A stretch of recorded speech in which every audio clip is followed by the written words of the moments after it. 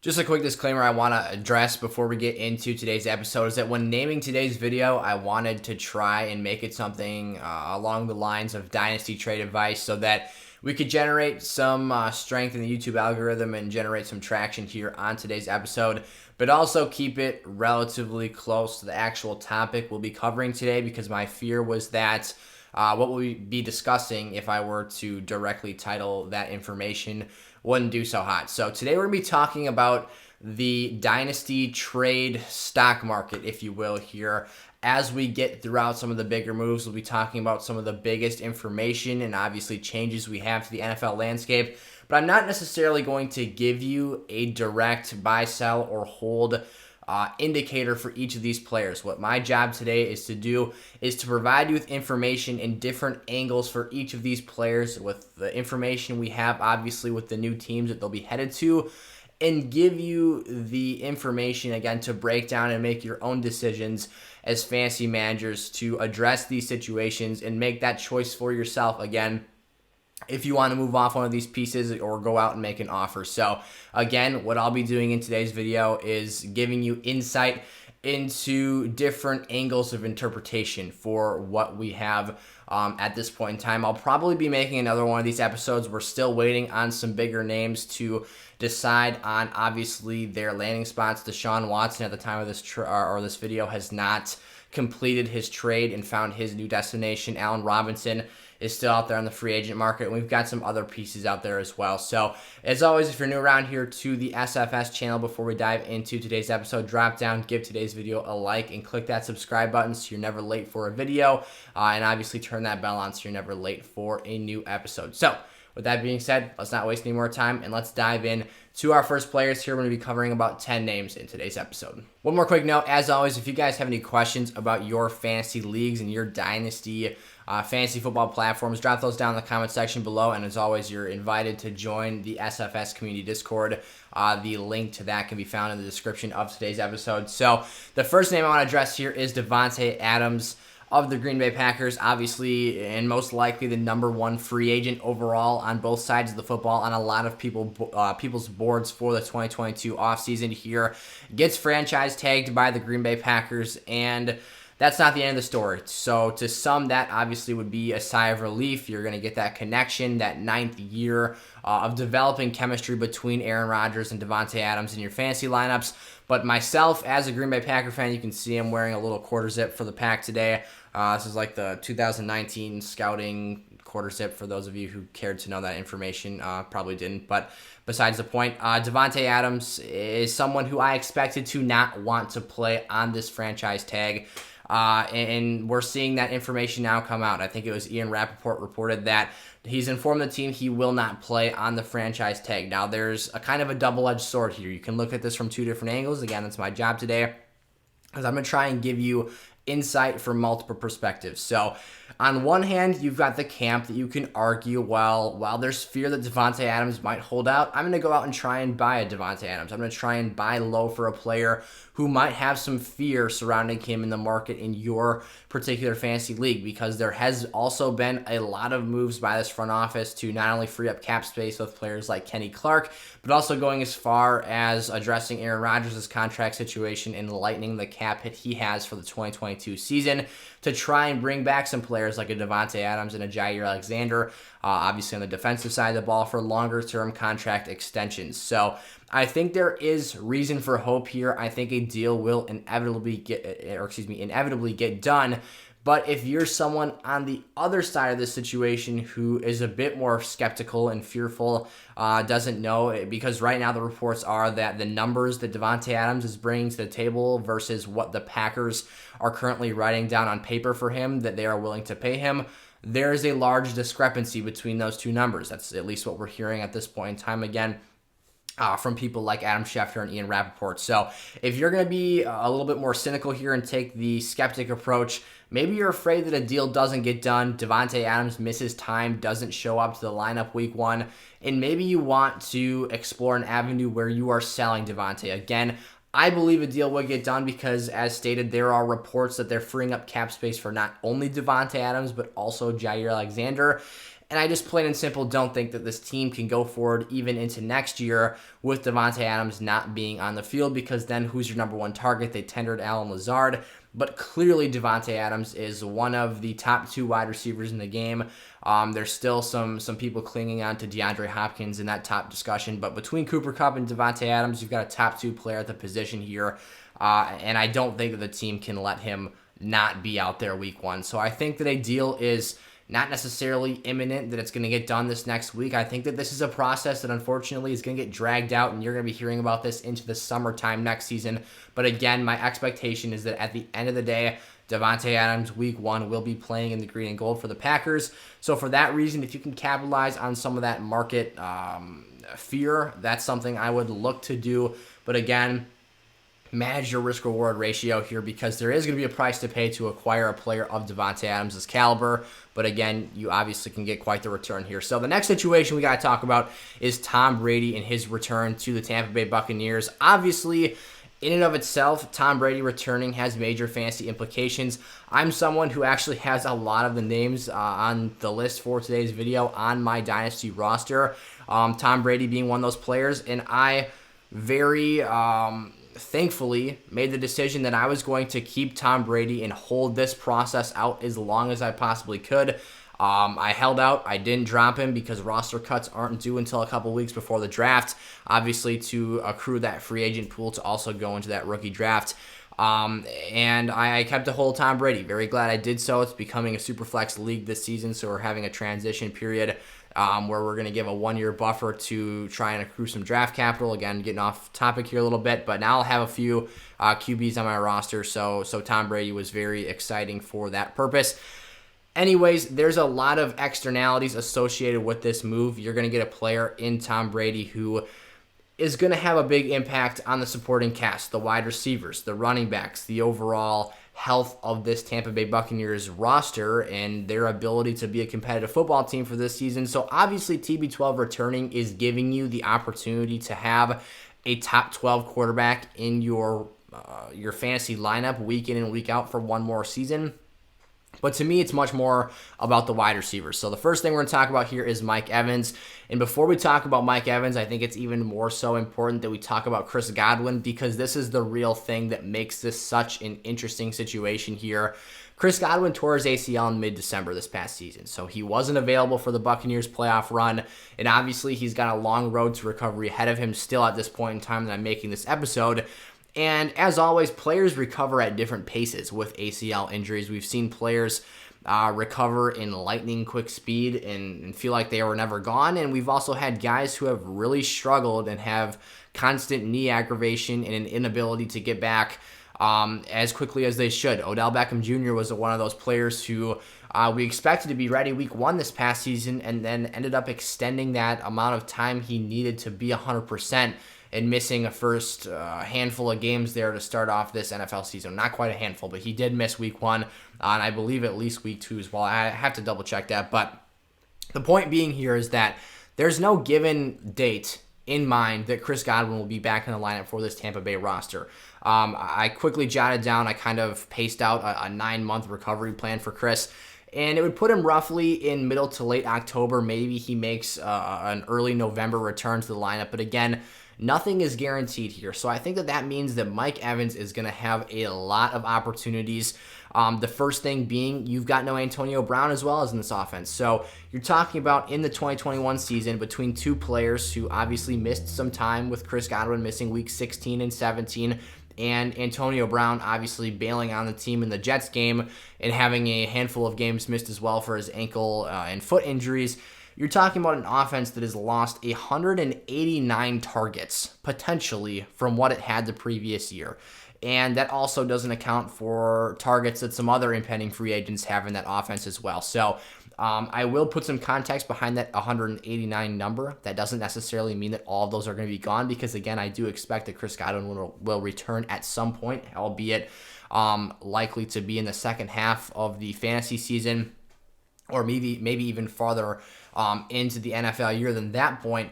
But I think that Mike Evans is in for a very, very strong statistical year. He's going to be more relied upon as a first and second down player. I think the touchdowns are going to continue to hover around a very high margin, and we could see those yardage totals start to creep back, not necessarily as far as they were in the Jameis Winston years, but I certainly think that Mike Evans' consistency is going to improve this year due to the lack of other targets in this offense, and as well as the fact that he's going to have an increased ceiling because he's going to be peppered with targets on a much more frequent basis. There was games where we were seeing him, get 3, 4, even 5 targets only in a game because there was so much competition for targets between Godwin, AB, Mike Evans, Gronk, who obviously could potentially return as well. If he's not there, that's even more targets freed up in this offense. So I think this has big things written all over it for Mike Evans. If you're looking to go in and make a run this year and you want to accrue a veteran who you think can be a big integral piece of your lineup, I think Evans would be a fantastic option to do so. Obviously, you're not going to pay a fortune for a player who,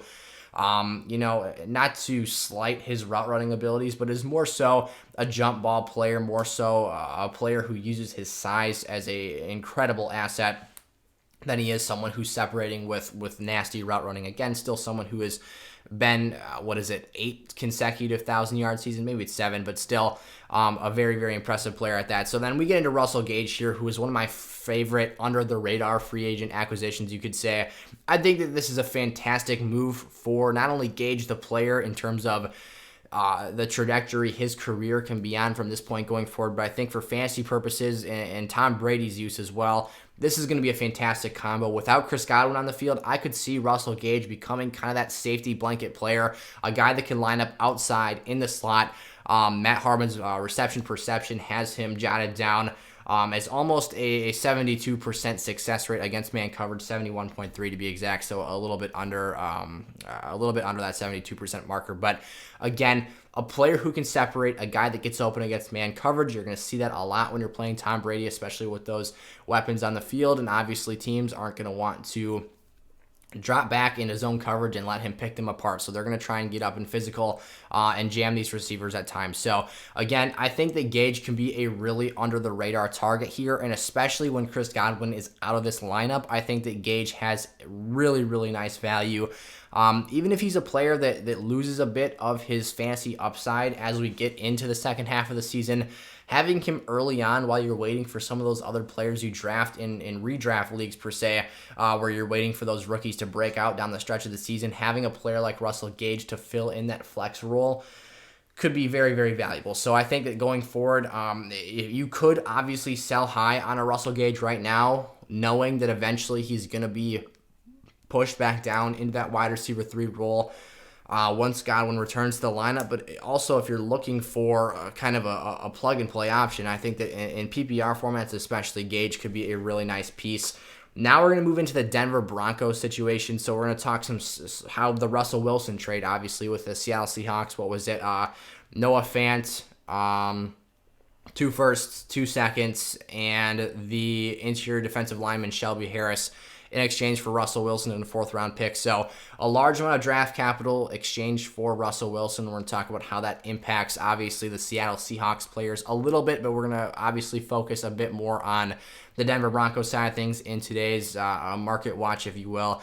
Obviously, Russ gives a huge boost to that Denver locker room. Kind of sucks to be Noah Fant, the guy that gets shipped out of town and doesn't get to reap the rewards of having that elite quarterback play. Finally, I feel very, very badly for DK Metcalf and Tyler Lockett, who essentially just took massive hits. That's kind of the short and sweet way to wrap that up. If you're a Tyler Lockett or a DK Metcalf owner, I'm currently holding because the quarterback situation can really only go up from here. To sell them at this point in time would be to sell them for a very underwhelming price.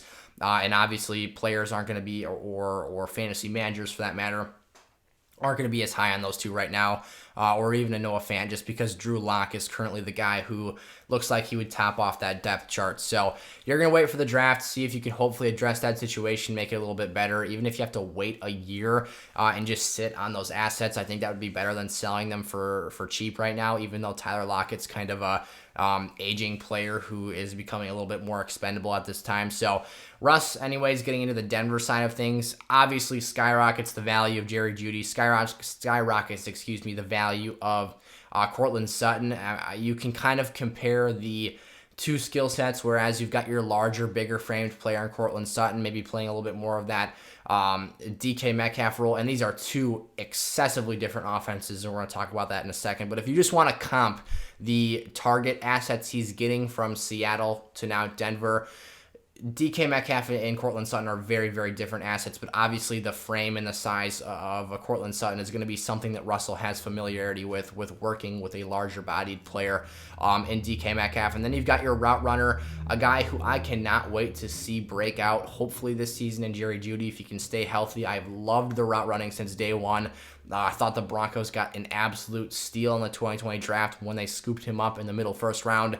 I can't wait to see this. And even a guy like a Tim Patrick, or a name I haven't even heard barely talked about in the fantasy community, KJ Hamler, a guy who was a second-round pick in that same draft and has been injured and hasn't necessarily gotten all the opportunities in the world.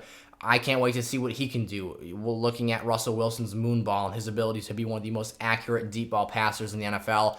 What can he bring to the table as someone who's caught game-winning touchdown passes previously in his short career, now entering into NFL season number 3, still talking about KJ Hamler there. So I think Russ means everything to this Denver offense. Obviously, he's been one of the more underrated fantasy quarterbacks, I would say, for the past couple of seasons because he doesn't have the youth on his side that a Mahomes, an Allen, Herbert have at this point in time.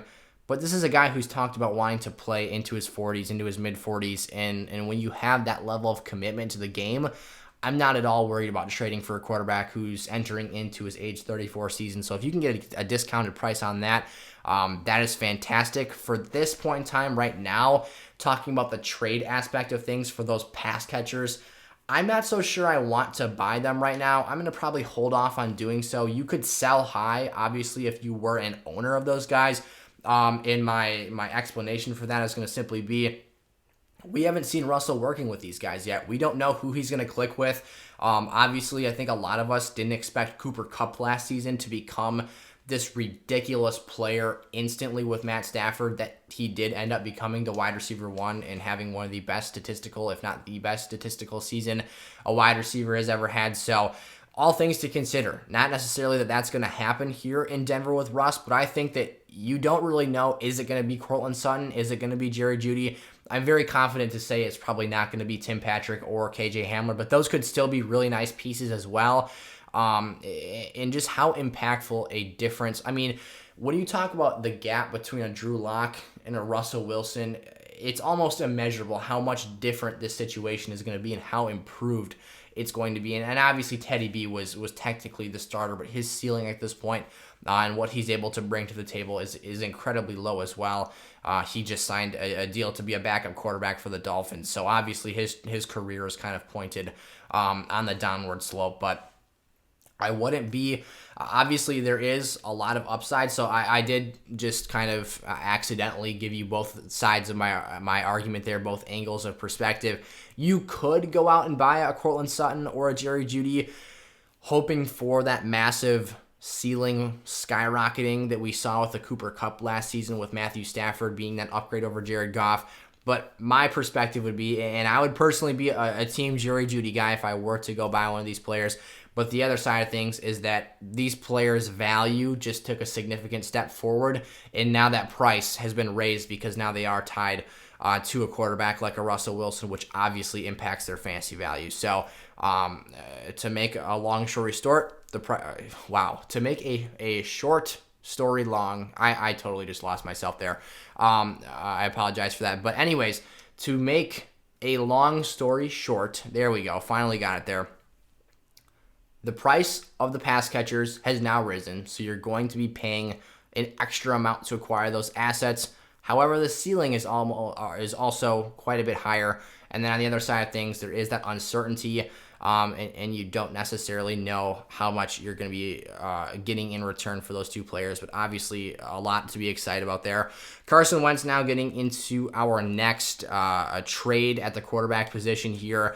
Carson Wentz to the Washington Commanders, something I'm still getting used to saying. I was in rhythm with the Washington football team. Obviously, that was a big joke when it first happened, but I was getting used to it. Now we've got the Commanders. So what is this? The third name we've had here for the Washington Commanders at this point in time in the last, 3 or 4 seasons. So Carson Wentz is the new quarterback. Obviously, this has some fantasy implications, although it's not something I'm incredibly excited about. I do think he raises the ceiling of this offense, of course, because Taylor Heineke, let's face it, did not have a great arm.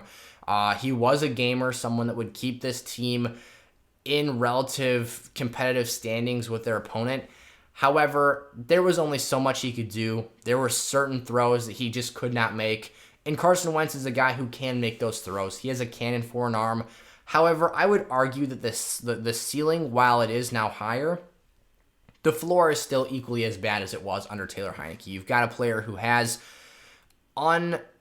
he has a side to his game, a recklessness that you almost can't coach out of him. And that's something that Frank Reich learned the hard way this past season and very well might have just put his job in jeopardy, and something that I think will be really looked into as we get into the 2023 season, because depending on who's under center for the Colts, we still haven't answered that question yet. Another big topic for part 2 of this episode, potentially in another week or so after we've got more landing spots. That'll be very interesting because I think that Frank Reich is a very, very good offensive mind. But getting outside of the point again here, turning this into a longer episode than I had initially anticipated, but I'm enjoying talking this stuff over. So obviously the number one player that this impacts is Terry McLaurin, being the wide receiver 1 for this Washington Commanders offense.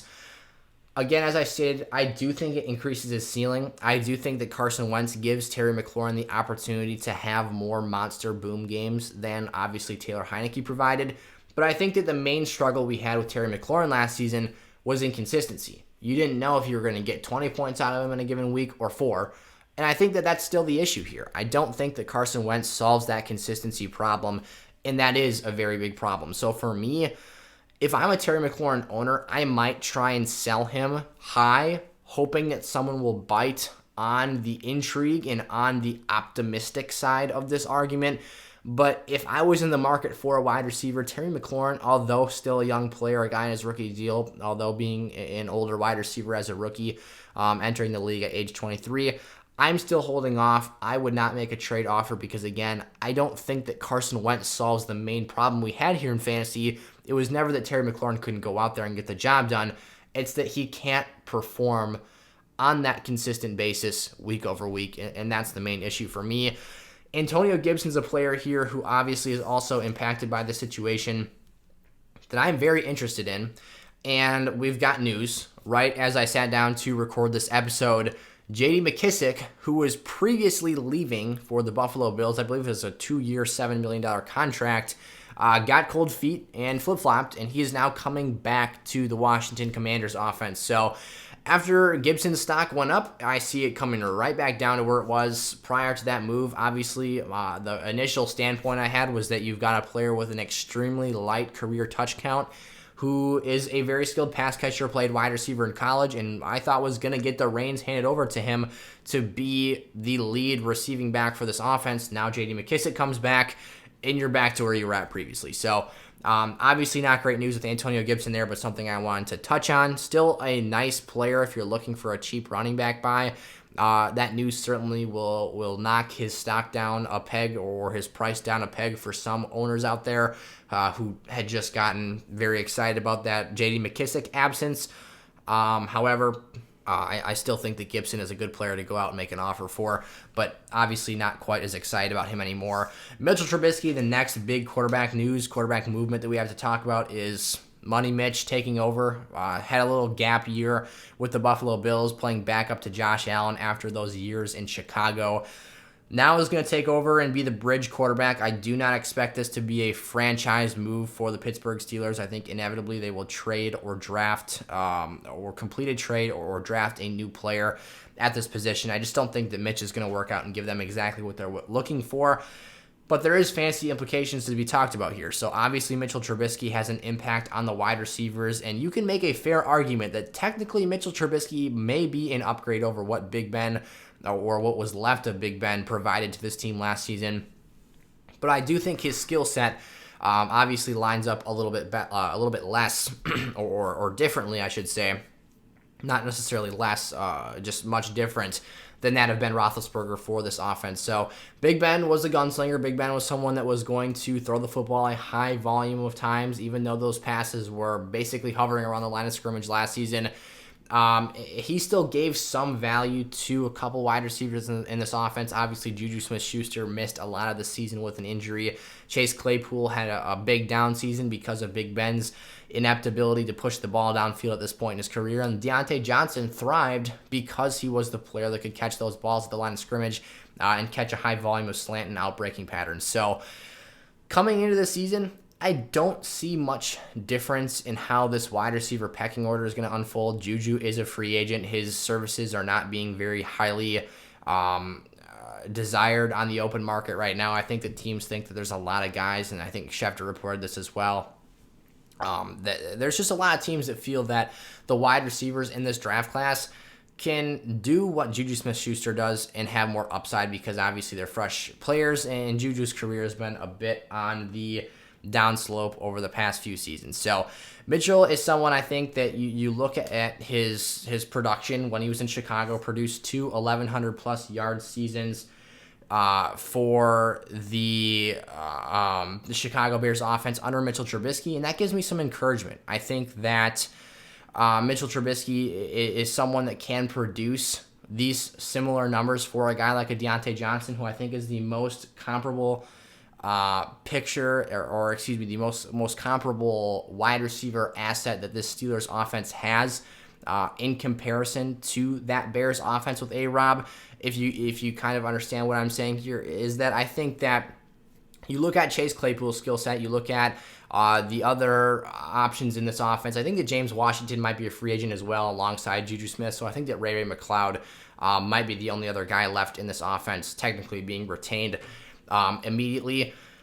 But I think that Chase Claypool is going to have the similar struggles that he had with Big Ben because Mitchell Trubisky is not a downfield passing quarterback. Mitchell Trubisky is someone that is going to play make with his legs, scramble around in the pocket, and I think thrive more with a route runner who's going to be able to separate truly from a defensive back. And to me, that's what Deontay Johnson is.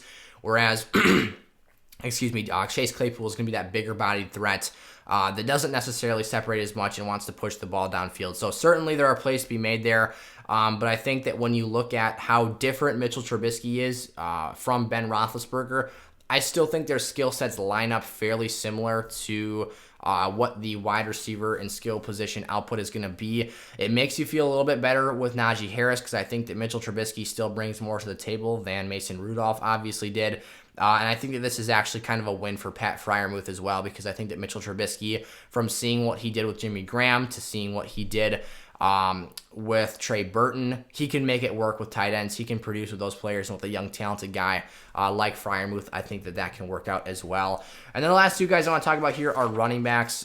Sorry that Mitchell Trubisky take got a little bit long-winded there. Essentially, Trubisky to me is just any other fantasy quarterback. He's not going to be a starter in lineups. Obviously, if you're playing Superflex, he'll be rostered somewhere. But I don't think too much is changing necessarily for the pass catchers in Pittsburgh. And then, so the last guys up here are Chase Edmonds, whose stock personally I think is down a little bit right now. If it isn't down, I would say his stock is flat. It certainly didn't go up for me, and I'll explain why here in just a second. So you've got a running back who signs with the Miami Dolphins. On their depth chart, they've already got him listed as their RB1. But to me, Chase Edmonds is nothing better than the best running back on a bad running back core.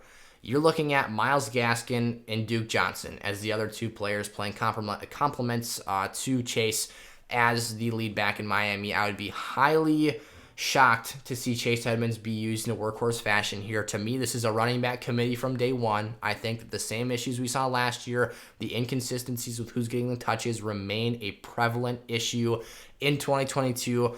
And if you can sell Chase Edmonds high right now, that is what I'm doing. I have Chase Edmonds, I believe, as my RB5 right now in my Dynasty League. So hopefully none of my league mates are watching this video knowing that I'm trying to, get someone to bite and fish him off my team. But I just see this as a low upside scenario. The one claim to be had is that, maybe Tua can thrive with a pass-catching back out of the backfield that can run screen passes. Obviously, Chase Edmonds has had very good efficiency throughout his NFL career, so that's also something to be said. A reason for optimism and positivity here, where I'm kind of raining on Chase Edmonds' parade here. But at the end of the day, this is not a big running back. This is someone who is going to struggle to find goal line opportunities. Again, very efficient, sees some opportunities as a pass catcher out of the backfield, but as I said, he's the best player in a bad backfield, and I could easily see this being a destination for a rookie running back on draft day. So I'm staying out of there. And then James Conner is a winner in this situation. He's the running back that gets retained in Arizona. Had a fantastic season, tons of touchdowns. He was an absolute end zone magnet.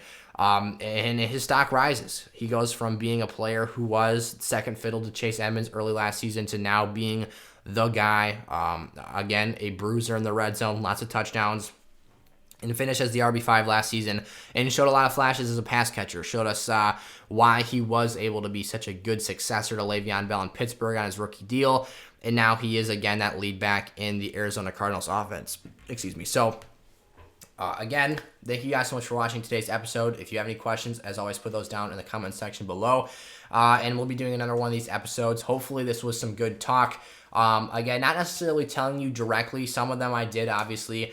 I gave you my thoughts, my opinions, but hopefully gave you a couple avenues and options, ideas for what you can do with these players in your dynasty leagues in terms of the trade market, whether you're buying, selling, or in some cases, I said I'd hold these players as well. So, again, one more time, if you have questions, drop those down in the comment section below. Another episode will be coming shortly after we have new information, especially after that Deshaun Watson deal goes down. So, a lot more to be excited about. We'll be getting back into draft coverage here and pumping out some dynasty profiles on my website, sizzlefantasy.com, for SFS Gold members. So stay tuned for all that. Make sure to subscribe if you're new around here, and I'll see you guys next time. Peace out.